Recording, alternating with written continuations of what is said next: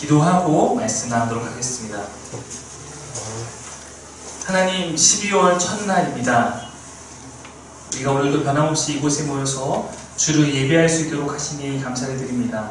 주의 사랑은 더욱 크고 더욱 변함없는 줄 믿사오니 오늘도 주의 사랑하는 자녀에게 아버지 말씀을 들을 수 있는 은혜를 더하여 주옵소서. 우리 가운데 이곳에 말씀의 씨앗이 뿌려질 때 성령님께서 일하시고 우리 마음 가운데 그 말씀이 심겨지는 시간이 될 수 있도록 주여 이 시간을 사용하여 주옵소서. 감사드리며 예수 이름으로 기도드립니다. 아멘. 네, 요한계시록을 시작합니다. 요한계시록은 아시다시피 성경의 가장 마지막을 담당하고 있는 책입니다. 우리가 그 전에 낯설다라고 하면서 살펴봤던 구약의 오바댜나 신약의 유다서와 달리 요한계시록은 굉장히 많이 들어봤지만 다 알고 있지만 겁내는 그런 성경이 아닐까 싶습니다. 요한계시록 기록한 시대는 로마 황제 도미티아누스 시대입니다. 이 시대는 이제 AD라고 해서 예수 탄생 기점으로 이제 80년이 지난 81년부터 96년 사이가 이 시대입니다. 기독교의 박해자로 유명했던 네로 황제 말기에 사실 로마가 굉장히 큰 혼란을 겪게 됩니다. 내란이 막 일어나고 그러면서 그 결과 네로라는 황제가 자결을 하게 됩니다. 그 뒤에 짧게 황제가 세워지가 줄줄이 다 단명하고 사라지는 이런 시대를 맞이하고 로마의 혼란기였던 거예요. 바로 이 혼란기, 이 격동기를 끝낸 것이 베스파시아누스라는 사람인데 그가 황제가 되면서 다시 새로운 로마의 왕조가 열렸고 그의 아들인 티투스가 예루살렘의 유대 반란군을 멸망시키고 그가 또 황제가 뒤이어되기도 합니다. 티투스의 뒤를 이은 이가 바로 도미티아누스 황제니까 이제는 네로 이전의 강력한 나라가 혼란기를 거쳐서 다시 한번 굳건하게 세워진 그런 시대였습니다. 그래서 다시 한번 로마의 전성기가 왔던 아주 강력한 제국으로서의 위용을 뽐냈던 시기가 바로 요한계시록이 기록된 시기였습니다. 이제는 다시는 로마는 멸망할 것 같지 않은 위협이 될 것 같지 않은 흔들리지 않을 것 같은 위용을 자랑하며 천하를 호령했던 그런 시기였습니다. 오히려 정말 비 오는 뒤에 땅이 더 굳는다는 것처럼 내란으로 자멸할 것 같았는데 오히려 제국은 더욱더 건재해졌고 더욱 강력해진 것입니다. 이러한 정치 상황 속에서 로마의 각 지방, 로마가 굉장히 큰 땅을 다스렸으니까 각 다스리는 지역들마다 자발적으로 어떤 현상들이 나타나기 시작하냐면 황제 숭배를 시작합니다. 앞다퉈서 누가 시키지도 않았는데 우리 황제가 신이다. 황제가 정말 신과 같은 이다. 이러한 상황 속에서 로마의 속국으로 있는 유대의 이런 교회들은 그리고 이방 땅에 있는 교회들은 정말로 생사의 기로에 놓여있게 된 것입니다. 우리는 조금 이것을 이해할 수 있는 것이 마치 일제강점기에 한국의 신사참배라는 것으로 말미암아서 교회의 탄압이 이루어졌던 것처럼 그러한 종교적 갈등과 어려움이 이 요한계시록 시대에 펼쳐졌다는 것입니다.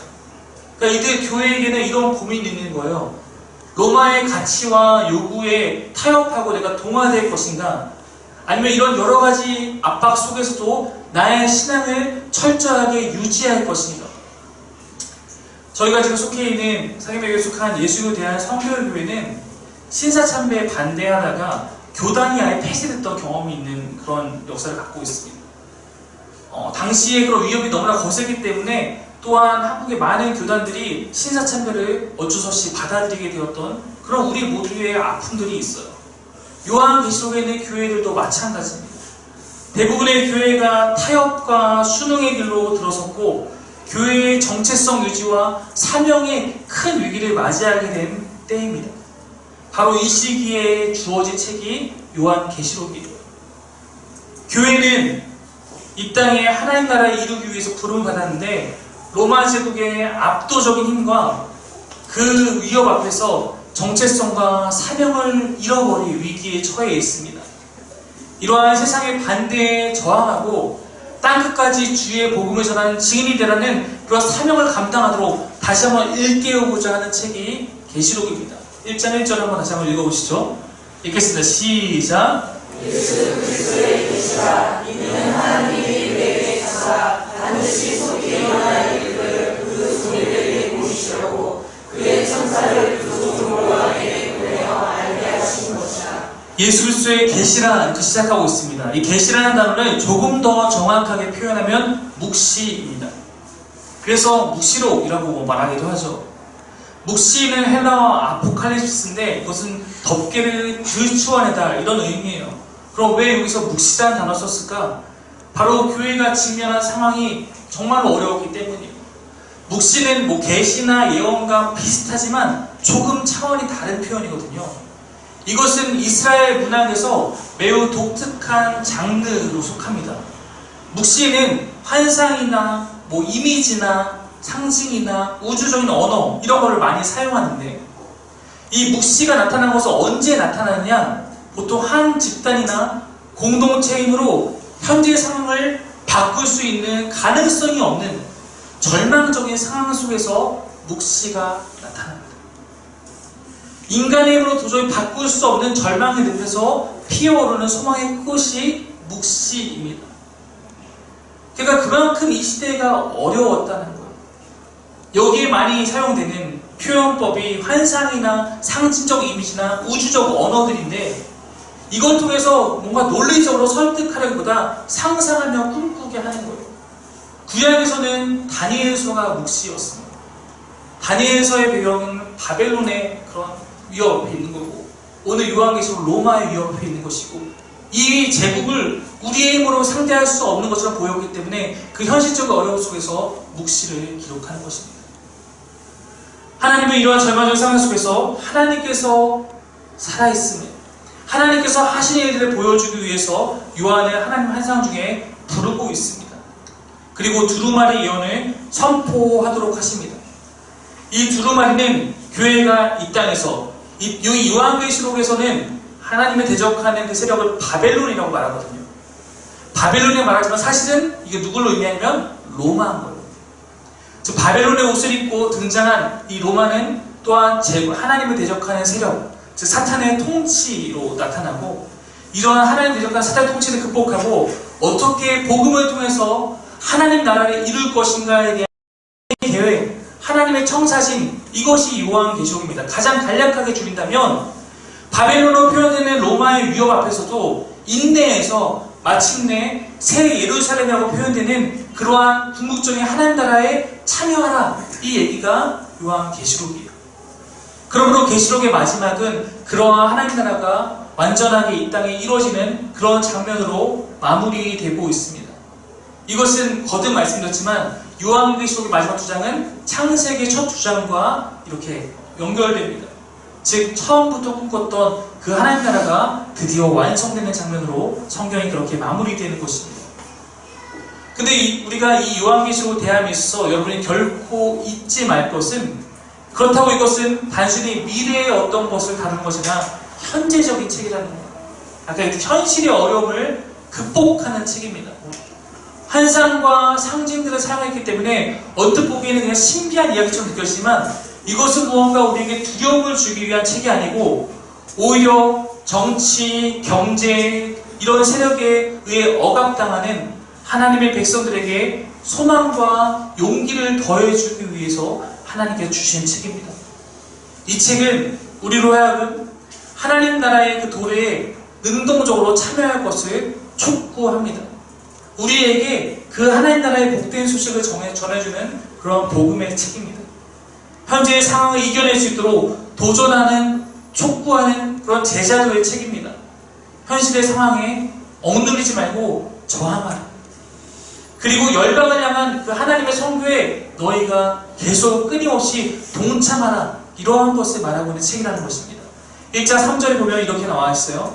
한번 읽겠습니다. 시작. 이 예언의 말씀을 읽는 자와 듣는 자와 그 가운데 기록한 것을 지키는 자는 복이 있나니 때가 가까웁니다.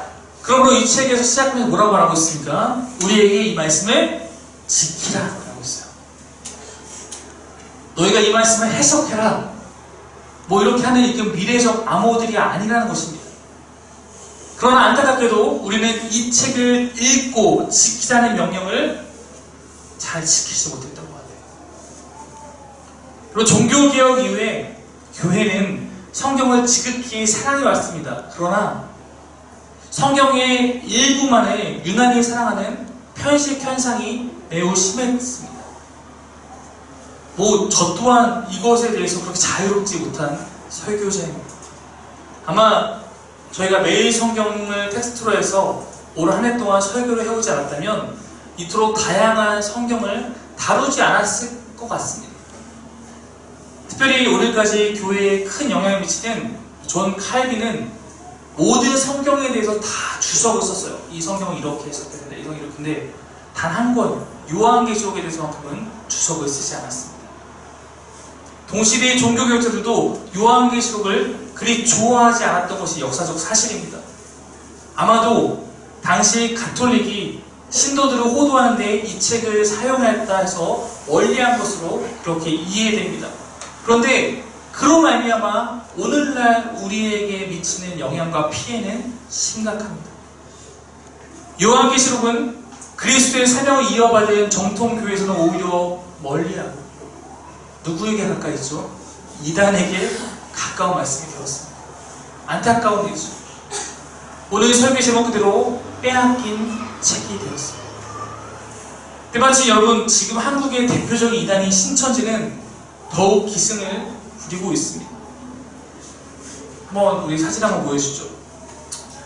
네, 보이십니까 여러분? 얼마 전에 있었던 일이에요. 얼마 전에 신천지가 언론에 고배를 했습니다. 우리가 10만 명 수요식을 거행한다. 네, 10만 명의 신천지 교인들이 모여있는 사실입니다.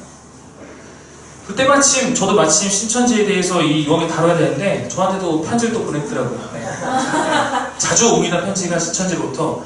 저희 교회는 이렇게 오는데 제가 아는 목사님은 정말 정성이 담긴 손편지로 와서 어떤 여학생이 신천지 여학생이 손편지로 목사님 돌아오셔야 됩니다. 이렇게 해서 자기가 받았을 때 심쿵했는데 신천지여서 마음이 상했다 이런 얘기를 했습니다. 네. 누가 나한테 손편지 썼나 했더니 신천지께서.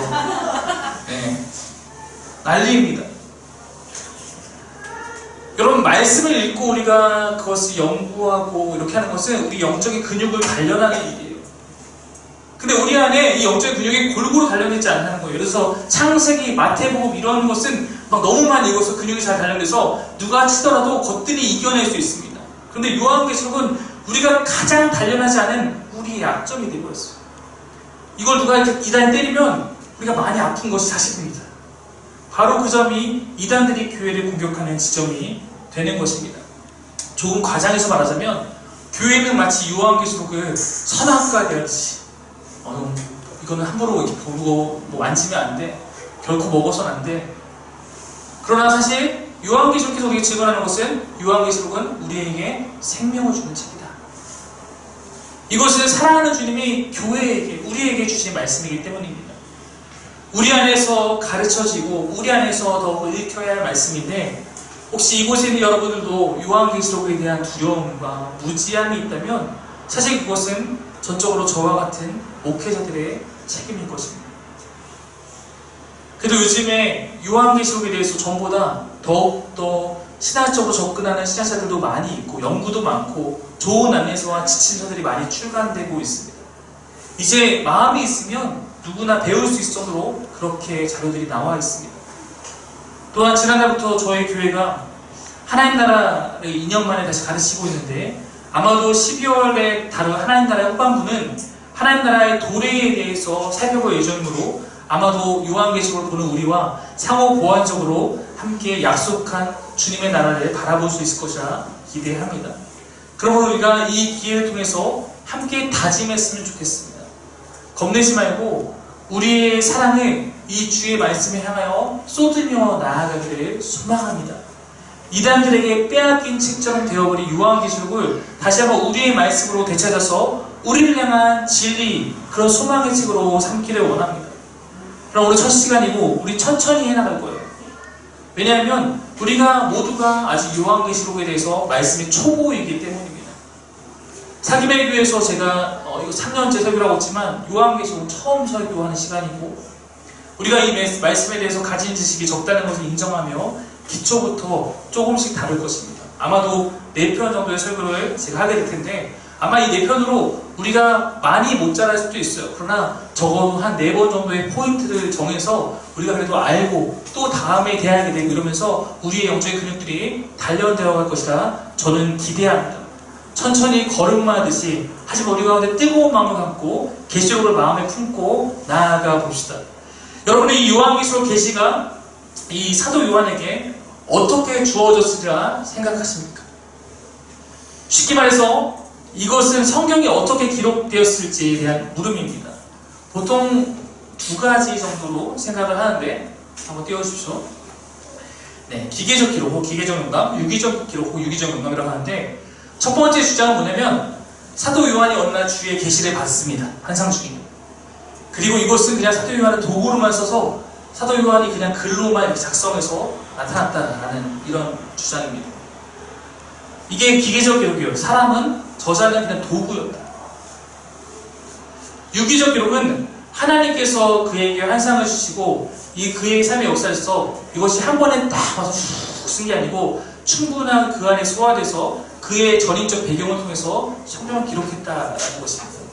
여러분은 어떤 것을 어떻게 성경 기록했다고 생각하십니까? 기계적, 유기적.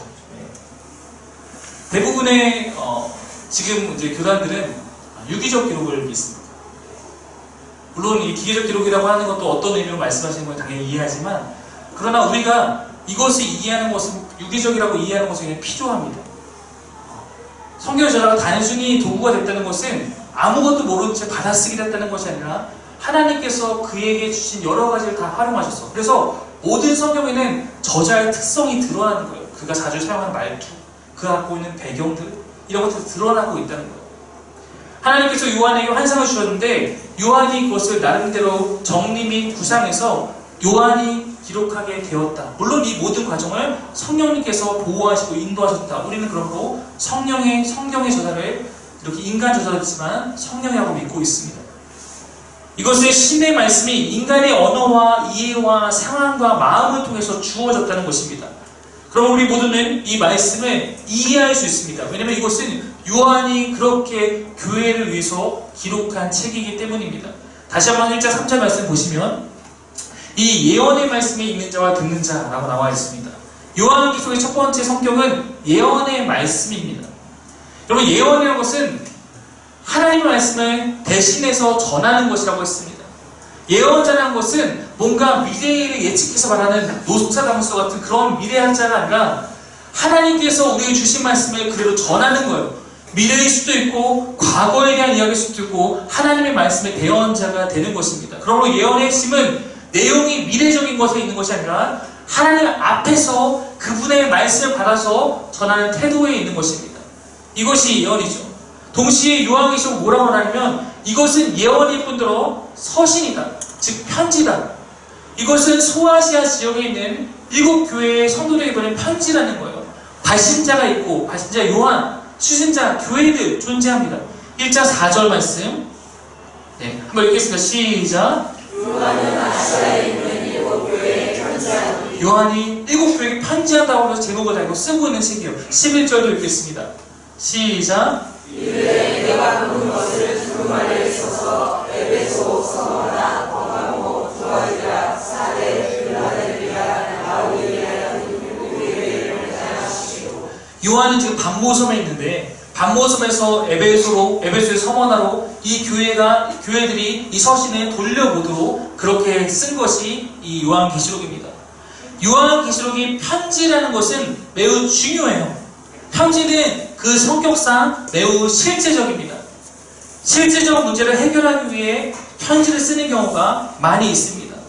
또한 편지는 당시의 발신자와 수신자가 보기에 가장 의미 있는 거예요. 만약에 요한이 편지 썼는데 받아본 교회들도 이게 무슨 얘기인지 하나도 몰라. 그러면 이 편지는 의미가 없는 거죠. 당시의 사람들은 다 이해할 수 있는 그런 언어들로 쓰여 있다는 것입니다. 그러므로 그들의 입장에서 이 말씀을 해석하지 않으면 이 말씀을 오해하게 되어 있습니다. 그러면 요한계시록은 당시에 있는 7교회만을 위해 쓴 메시지인가? 그렇지 않습니다. 그리고 계시록에서는 숫자의 상징이 중요한데 7은 성경에서 뭘 뜻하냐면 하나님의 완전성, 전체성을 뜻합니다. 요한계시록에는 7교회에게 보냈지만 즉 이것은 모든 시대와 지역을 뛰어넘는 모든 교회들에게 보낸 메시지입니다. 이것이 계시록에 드러나요. 2장 7절 말씀 읽겠습니다. 시작. 귀 있는 자는 성령이 교회들에게 하시는 말씀을 들을지어다. 2장 1절부터 7절까지는 에베소 교회에게 편지하노라라고 해서 에베소 교회가 수신자로 등장하는 편지입니다. 수신자로서 시작하는 교회가 한 교회인데 이 마지막에는 교회들이라고 복수를 사용하고 있습니다. 즉 에베소 교회를 통틀어서 모든 교회들이 함께 듣기를 기대하며 쓴 말씀이라는 사실입니다. 이것이 요한계시록이라는 책의 성격입니다. 예언서이면서 동시에 편지입니다. 그럼 요한계시록의 내용은 무엇일까? 요한계시록은 예수 그리스도를 나타내는 책입니다. 1장 1절 2절에 다시 한번 보시면 이렇게 나와 있어요. 한번 같이 읽겠습니다. 2절까지 시작. 예수 그리스도에 계시다. 이는 하나님이 그에게 주사 반드시 속히 일어날 일들을 그 종들에게 보이시려고 그의 천사를 그 종 요한에게 보내어 알게 하신 것이다. 요한은 하나님의 말씀과 예수 그리스도의 증거 곧 자기가 본 것을 다 증언하였습니다.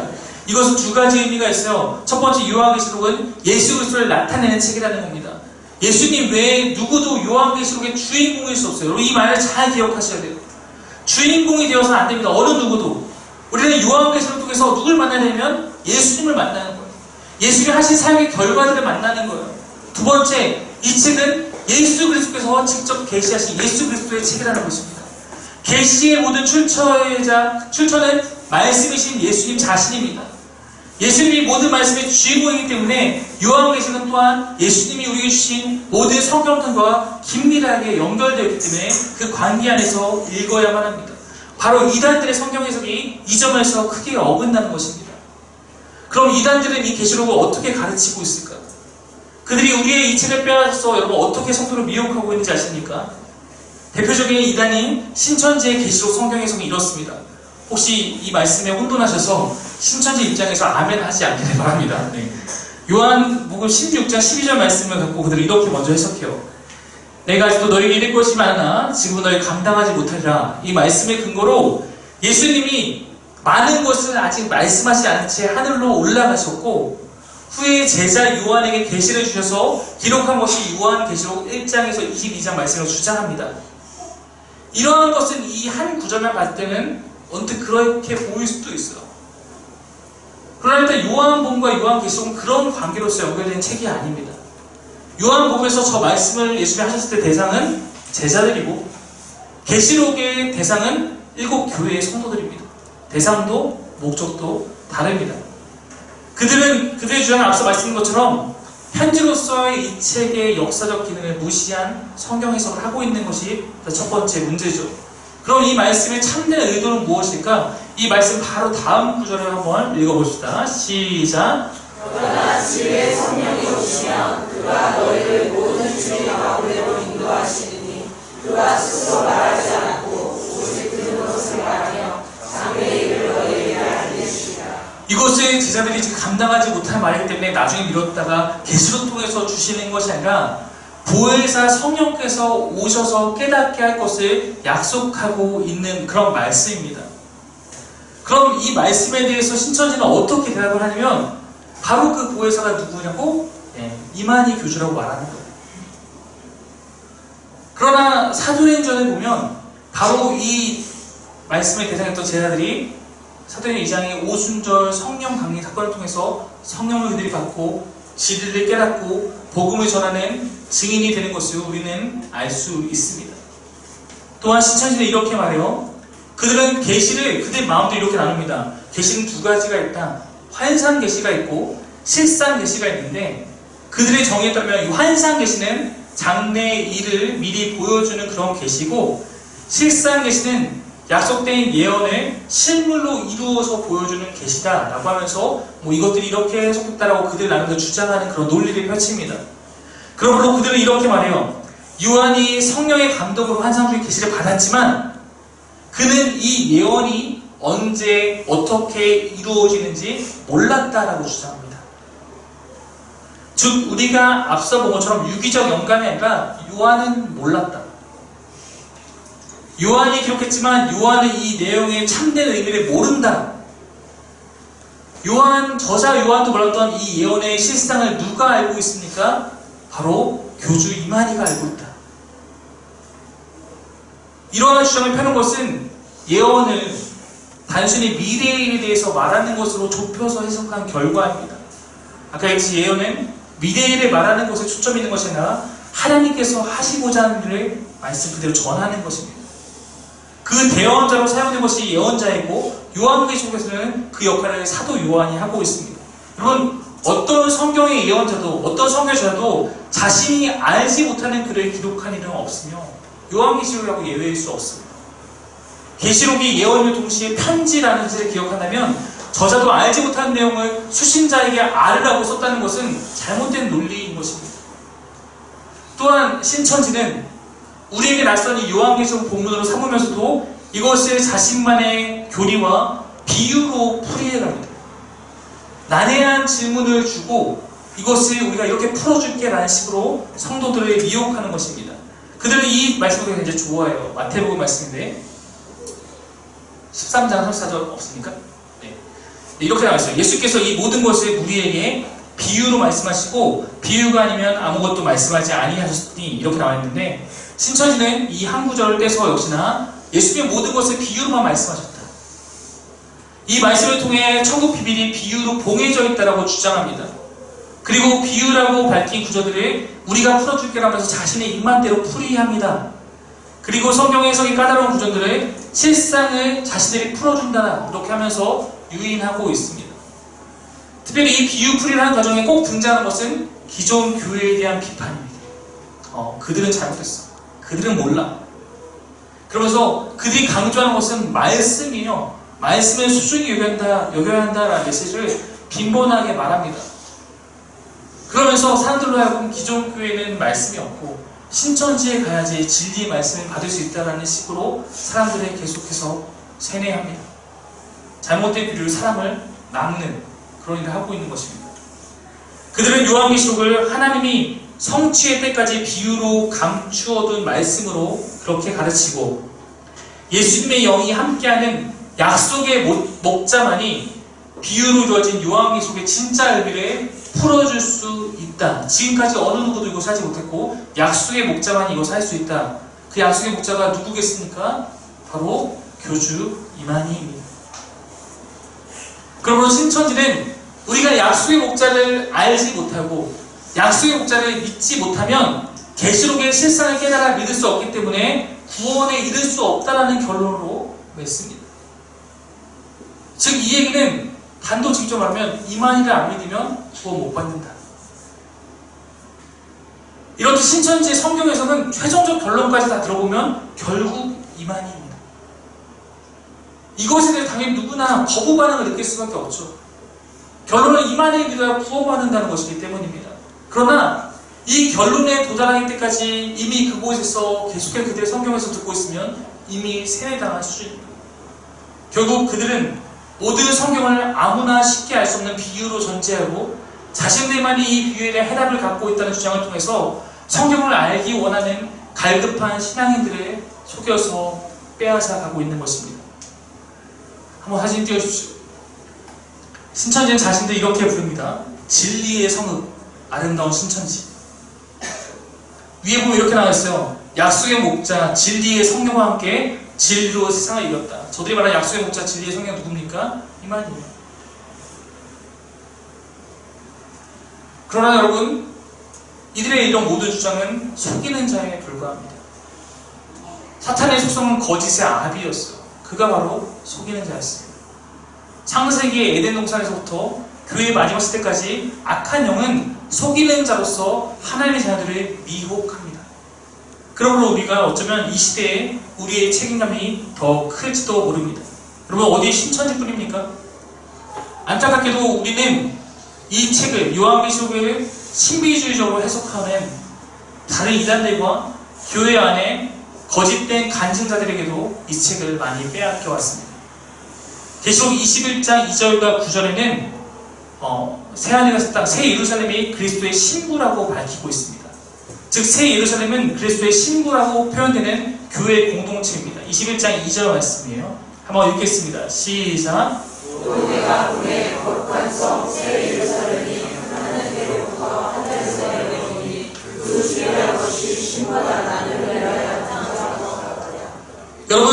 여러분을 교회라고 부르고, 교회는 건물이 아니라 예수를 믿는 사람들의 공동체니까 여러분이 새 예루살렘이 된다고 요한계시록 말을 하고 있습니다.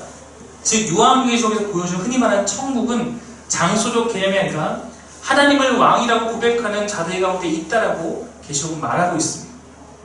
그러므로 이것을 바라보면서 우리가 특정한 어떤 공간적인 장소를 꿈꾸는 것은 무의미한 일입니다. 계시록에서도 이것은 마찬가지입니다. 끝까지 하나님 앞에, 이 고난 앞에 신실한 믿음의 공동체가 새 예루살렘이다. 그런데 여러분, 수많은 사람들이 새 예루살렘에 대한 계시록의 이 본문들을 오해하고 그들의 마음대로 해석해서 소위 내가 본 천국으로 생각하고 간증합니다.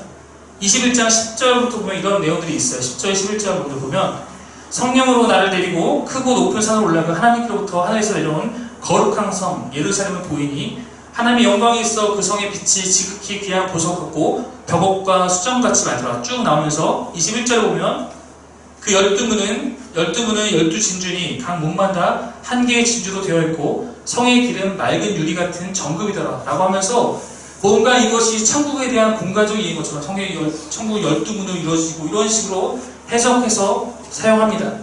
자신이 천국을 보고 왔다며 말하는 이들도 이 본문의 이야기를 사용해서 간증할 때가 있습니다.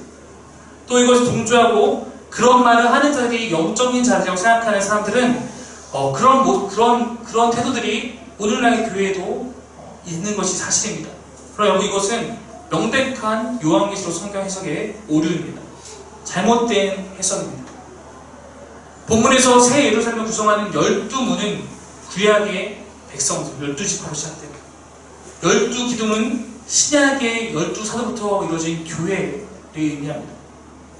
하나님을 믿는 구약과 신약의 성도들로 구성된 것이 하나님 나라임을 보여주는 그러한 본문입니다. 또한 많이 나오는 것처럼 이런 말씀이죠. 다음 페이지 하나 넘겨주십시오. 네. 나중에 구원받은 자의 숫자가 몇 명이다? 14만 4천 명이다 라고 말하는 그런 이단들도 많이 있습니다. 그래서 14만 4천 명이 빨리 다 차기 전에 빨리 믿어라. 신천지가 얼마나 급합니까? 10만 명이 이번 수료했으니까 14만 4천 명이 되기 전에 빨리 믿어라.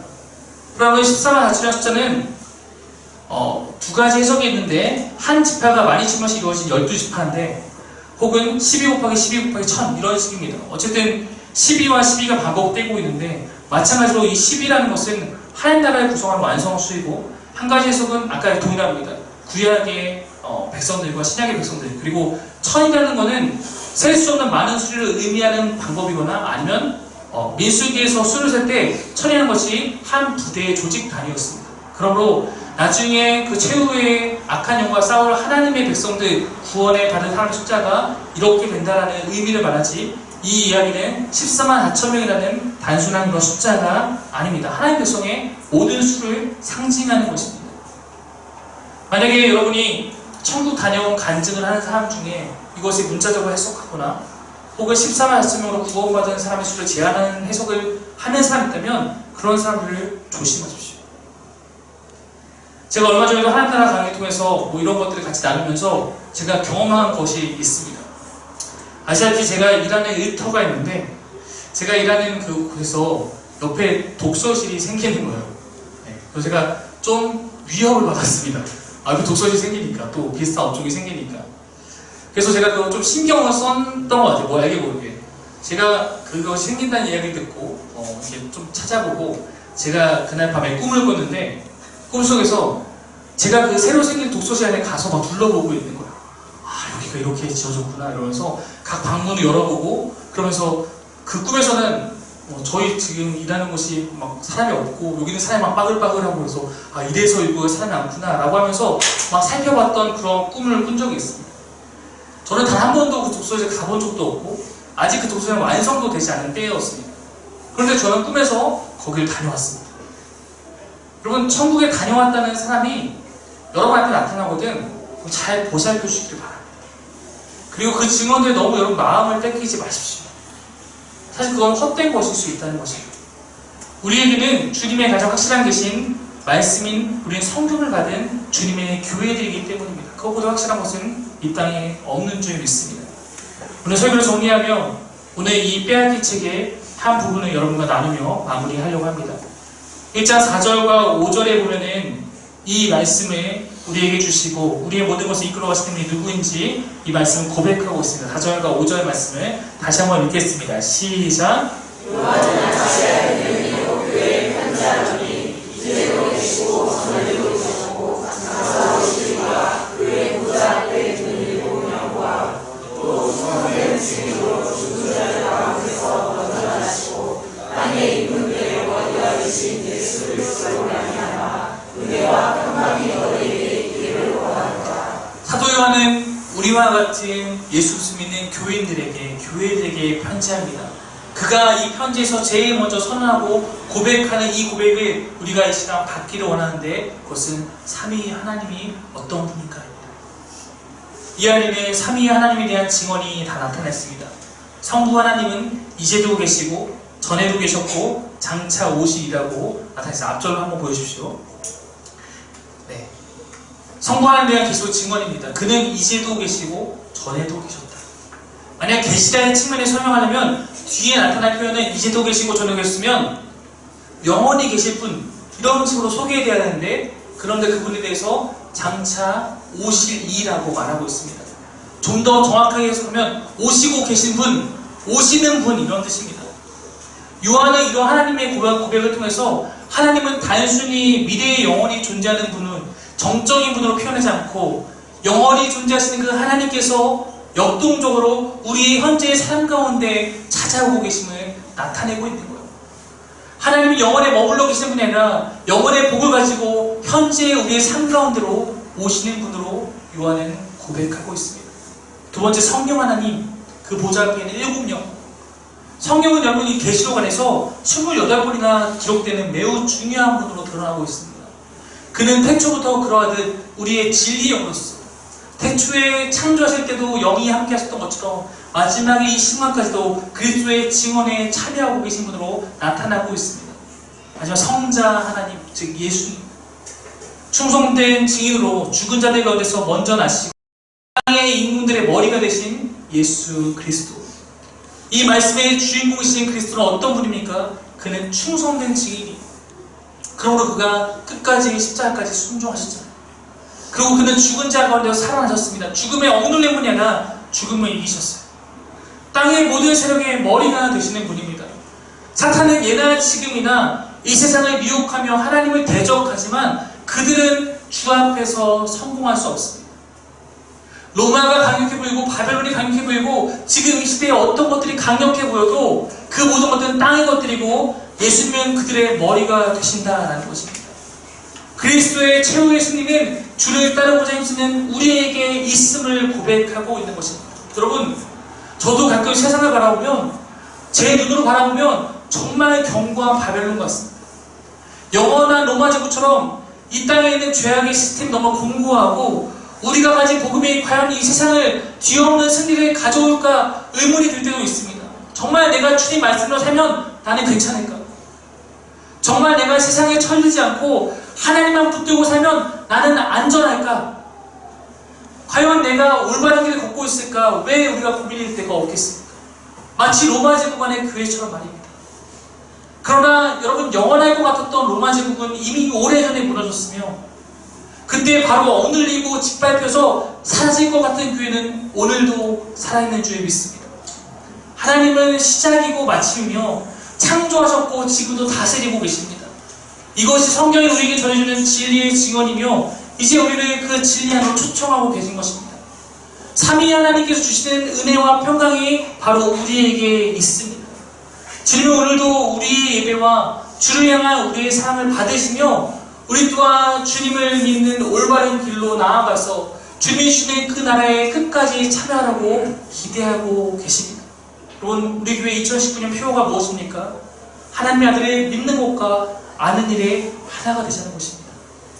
우리가 요한계시록을 묵상하여 나아가는 이 한 달의 시간 동안 이 안에서 예수 그리스도를 발견하며 함께 그분을 찬양하며 우리의 믿음을 그분 앞에 보이며 나아가기를 소망합니다. 빼앗긴 채 교회로부터 이 책을 빼앗아서 자신들의 교리의 교과서 삼고 가르치는 이단들의 결론은 고작 그들의 교주 이만희를 찬양하는 거예요. 여러분 띄워보시겠습니까? 여기 뭐라고 나오는지 아십니까? 초림 때 예수님께서는 하나님의 새 이름으로 오신 분이었고, 재림 때 이긴 자 신천지 예수교 총회장님은 예수님의 새 이름으로 오시는 분이다. 이단들은 한낱 교주인 이단의 교주인 이만희를 예수 그리스도를 버금가는 혹은 띄워놓는 이로 칭송하고 있습니다. 여러분 주님의 마음이 어떠실까요? 주의 진리를 가져다 하나님의 이름 대신 사람의 이름을 높여 그것을 믿으라고 말하고 있는 이 현실의 모습을 보면서 주님의 마음은 어떠실까요? 우리가 땅에 떨어져 짓밟힌 오직 한 분 여호와의 이름을 이 책을 통해서 높여야 할 것입니다. 6절에 표한 그 모든 영광과 능력에 대한 찬송을 오직 한 분 주님께 돌리고 있습니다. 우리가 이 말씀을 읽고 함께 찬양하며 기도하고 싶습니다. 1장 6절 함께 큰 목소리로 읽겠습니다. 시작! 그의 아버지 하나님을 위하여 우리를 나라와 제사장으로 삼으신 그에게 영광과 능력이 세토록 있기를 원하노라. 아멘. 사랑하는 여러분, 주님은 교회를 세상을 향한 제사장으로 삼았습니다. 우리가 그분을 드러내는 통로라는 것입니다. 우리 각자가 각자에게 주어진 자리에서 제사장으로 부르신 주의 사명을 내가 기억하며 내가 있는 곳마다 참듯이 하나님의 이름이 드러나서 영광이 선포되고 주의 나라가 그곳에 임할 수 있도록 하는 것, 그것이 교회의 사명이고 우리의 사명인 줄 믿습니다. 사랑하는 여러분, 우리가 이것을 하기 원합니다. 오늘 한 구절, 우리가 짧은 문단을 통해서 내게 깨달아지고 배워지고 싶다면 우리가 그것을 실천하기를 원합니다. 우리가 말씀 받은 주의 백성입니다. 우리에게 말씀을 주시고 우리에게 사명을 주시고 우리를 주의 나라와 제사장 삼으신 그 하나님께서 우리에게 제사장으로서의 의무와 또한 주의 나라의 백성으로서 책임을 주셨습니다. 우리가 그것을 함께 감당하며 이 시간 주를 높이며 세상을 향해서 선포하며 함께 나아가고 싶습니다. 우리 오늘만큼은 자리에 다 일어나서 함께 이 찬양하며 우리의 주 하나님의 이름을 선포합시다. 주 하나님은 시작하신 것을 마치시는 분입니다. 알파와 오메가로 그는 여셨고 그가 그의 날에 닫으실 것입니다. 2000년 전 로마의 박해 가운데 교회를 지키셨고 교회에게 말씀하셨던 하나님께서 오늘도 여러 거짓이 난무하는 이 시대에 교회가 쇠퇴하고 있다는 보고서가 날마다 발표되는 이때에도 주의 말씀 향해서 전진하며 나아가는 주의 교회들을 진리로 붙드시고 지키실 것입니다. 그는 거룩하시고 그는 어제도 계셨고 오늘도 계셨고 이제 곧 오실 우리의 왕인 줄 믿습니다. 지금 이곳에서 우리의 찬양과 경배를 받으시는 그 하나님을 바라보며 그를 높이며 이곳에 그의 나라가 임할 수 있도록 우리가 선포하며 함께 찬양하겠습니다.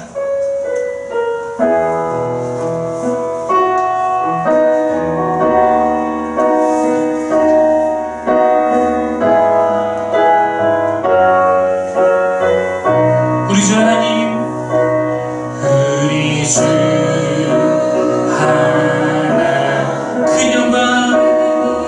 그 영광과 존귀를 받기에 합당하신 지금 여기 계신 아멘님 온 천지 만물 지으시고 다스리고 그 권능과 능력을 주의 말씀이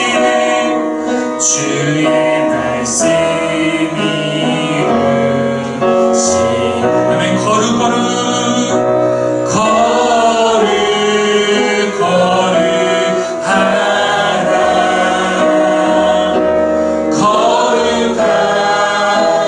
주 하나님 고정능하시니 하나님 나라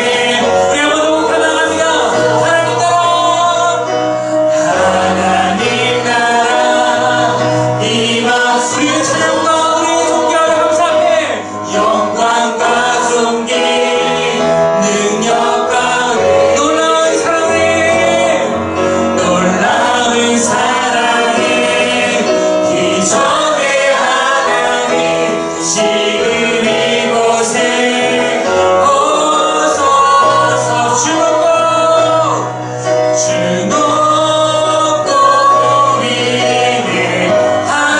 위대하심을 크게 외쳐 선포하네.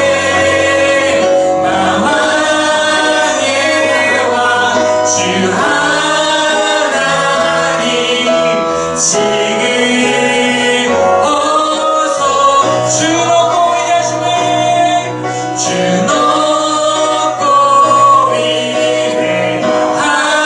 위대하심을 크게 여러분의 마음 다해 선포하네.